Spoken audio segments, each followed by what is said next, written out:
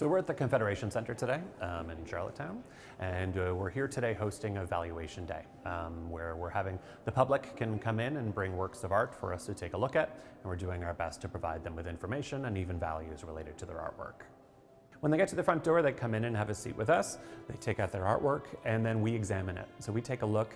We often first look for a signature to see if it is signed, or we look at the back as well to take a look if there's any labels or inscriptions, is to see if we can identify the artist to start. And from there, then we do some research if we have to, depending on who the artist is. We use a few different databases. If it's an artist we know well, often there's less research. Quite a beautiful painting. There's a possibility it could exceed expectation if it was sold at auction, and I'll write that down for you. So again, between about 4,000 and 6,000, I would say. Yeah, I was happy to know that the Montreal artist was actually very well known, and that the piece I have is one of a kind in a way that she didn't make that many of those.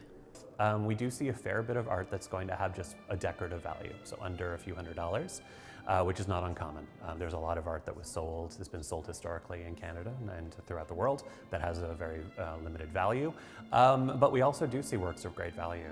We saw a work earlier today that we valued somewhere between $20,000 and $40,000 for potential auction.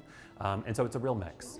And this couple said they had a large family heirloom that they were curious just to share and talk about. And the history behind the work is their family lived in Germany for a while, brought it over, a very large work on paper, and we had initially thought it'd be quite small. So it was great to see such a large, beautiful nude in charcoal on paper. And to find out a little more about it. Unfortunately not signed, so we couldn't sort out who the artist was on the spot, but we're hoping we can do a bit more research and figure that out for them.